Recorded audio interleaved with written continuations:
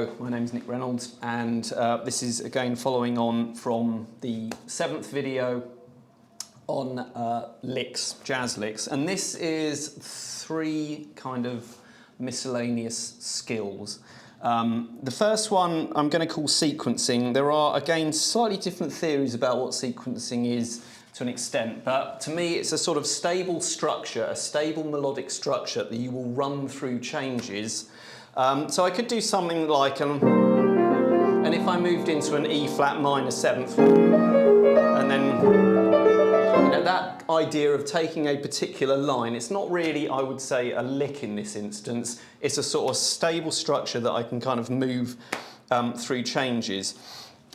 Usually, when you're doing something like sequencing, it's very good to think of a kind of intervallic motif. So you often hear, for example, 4th kind of movements.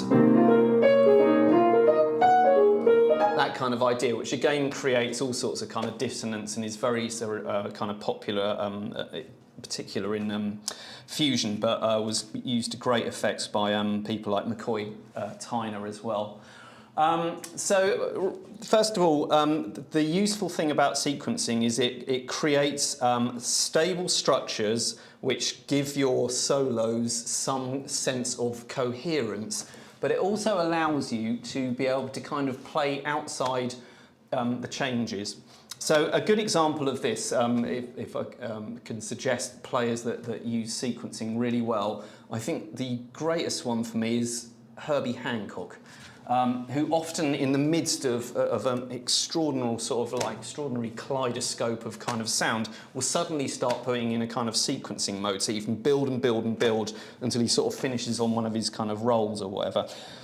So I'll give you an example of a kind of sequence. Again, I'm using constantly this idea of autumn leaves, C minor 7th, F7th or F7 flat 9, whatever, B flat major 7, E flat major 7, A minor 7th, flat 5, D altered, G minor 7th, G altered.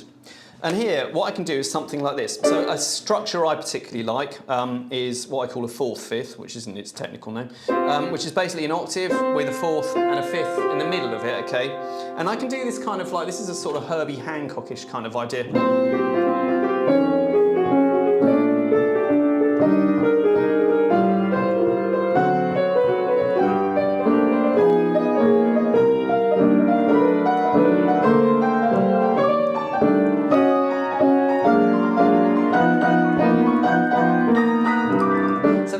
Idea of that kind of like rising sort of idea, kind of like theme, I think is really interesting, and it's just using a particular kind of like configuration. Another a great sort of example of sequencing is really sort of John Coltrane's solo over Giant Steps, where he's using that kind of cell.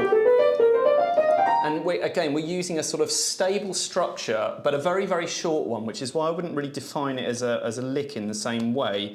It's a kind of stable melodic structure that you can run through those changes. But it's very useful, I think, to have certain kind of sequences under your fingers that you can kind of move through different keys. Again, when I learn structures like this, I will generally go through the cycle of 5ths. So if I've got something like that, I need to know I can play that shape. You know, I need to be able to do it chromatically. I often do it over diminished sequences, so I can, it gives me a kind of like a different little sort of map around the kind of like you know, a harmonic sequence. I will often then do it in around the cycle of 5ths. So I can make sure I know, you know, the notes for each one. This one's fairly easy because, like, it's really just a kind of piano shape. But again, on saxophones or guitars or whatever, you know, you want to pick something. I think actually, personally, that feels quite comfortable to do. I mean, I wouldn't object to sort of like learning really complicated things. But really, if you're trying to move really quickly around sequences, you want to find some stuff that actually is quite satisfying to fall under your fingers. So it's useful to do that. Another master of sequencing, Pat Metheny. If you listen to a lot of his kind of solos, he has particular little tricks where he maps through chord progressions, again, kind of almost chromatically with certain little kind of lines.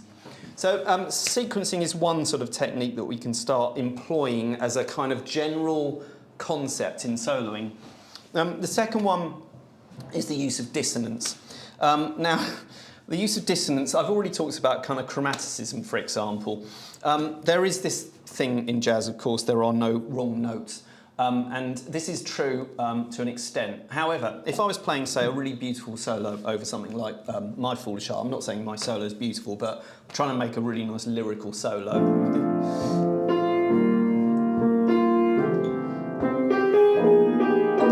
And I did this, you know, like in the middle of it.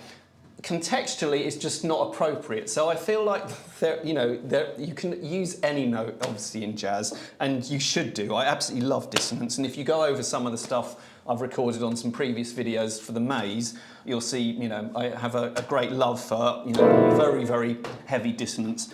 But I do think you need to know how to employ it judiciously and appropriately. So if I was playing Autumn Leaves and I was using sort of like the idea of playing outside and playing kind of chromatically, one of the most obvious things we can do is to simply go a semitone up, all right? So if I was in the key of B flat major, okay, what I can do to come directly outside of that key is to simply go up into B major. So this is you know, so I could then do a solo, for example, playing chromatically.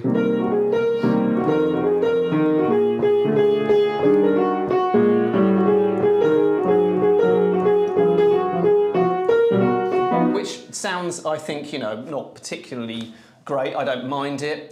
So one of the, obviously, tricks to playing sort of like chromatically, and again, what that does, of course, is create tension.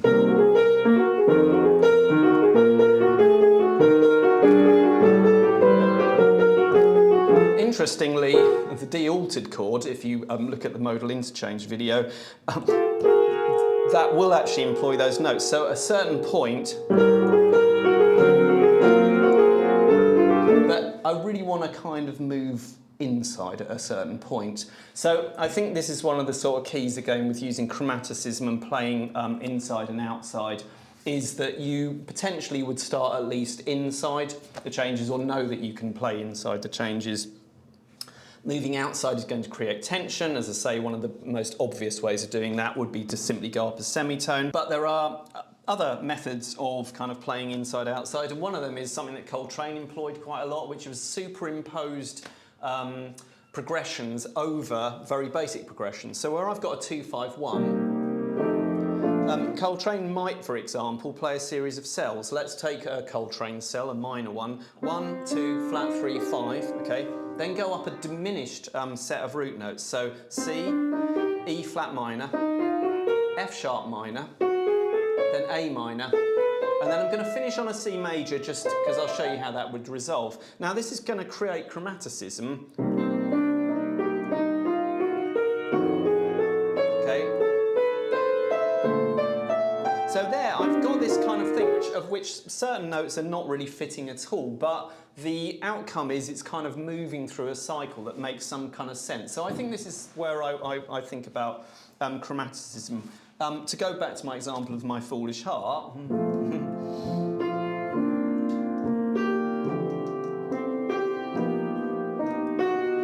there, so long as I know what I'm doing, so if I just held that note and then started playing a load of random notes, it's going to sound horrible. Well, not necessarily horrible, but completely out of context to what I'm trying to do. But if I hold that note and then just move it,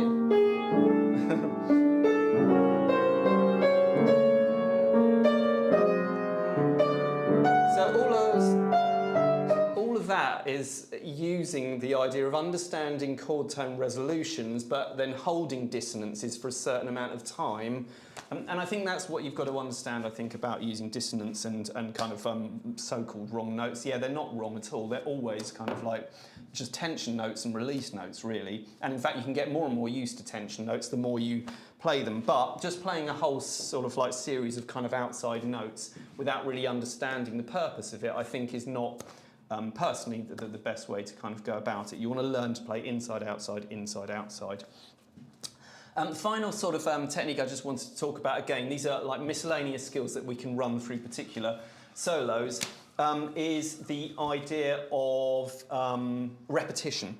Now, a great example of repetition, obviously one of the things I listen to where you get a lot of repetition is blues. There's, you know, like playing particular kind of riffs and various things like that that keep going over and over and over.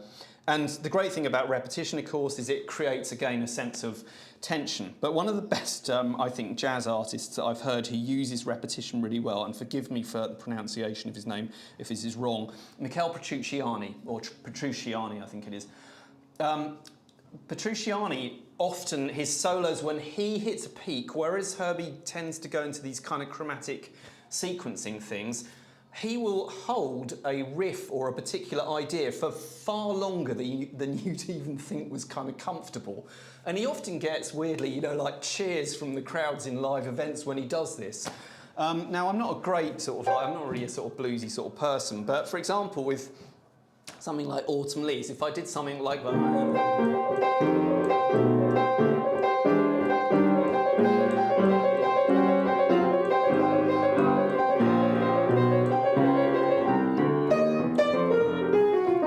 idea here, of course, is you are building tension by sort of like keeping this, it's not even a status quo, a kind of constant grinding sort of sound that at some point you can then release. And again, it's worth listening to people like Michele Petrucciani in terms of how they sort of employ that kind of repetition. Even things like, you know, like holding sort of like that kind of idea, you know, trills and various things like that is another aspect of repetition. And this, of course, comes right back to the kind of West African roots of jazz, where repetition is a kind of one of the sort of fundamental sort of building blocks of this kind of West African music. So I think this is another sort of like technique that is quite interesting to employ. And again, for the listener, it gives certain amount of kind of coherence to a solo, rather than just wander, wander, wander, sequencing, you know, judicious or intelligent use of like dissonance and things like repetition are things that will really sort of like add to your solos. Personally, again, when I'm practicing these things, I quite like doing things where I just practice one particular one of those sort of ideas. So I might take something like Stella by Starlight and look at where I can just employ repetition. Think of certain riffs that might work over certain parts of Stella and then employ that specifically and actually spend a number of kind of like weeks just looking at kind of the use of repetition within certain standards. Then I might look at something like sequencing, come up with some sort of idea that works for me, that I can kind of move through changes, that's a kind of stable structure, and then actually start employing that again within jazz standards. I always think it's useful to sort of do these things over the basic jazz standards first, so you get an idea of it, and then perhaps move them through Wayne Shorter or Mingus tunes or whatever afterwards. But anyway, those are three kind of miscellaneous topics that I kind of thought was quite useful to look at as well. Thank you.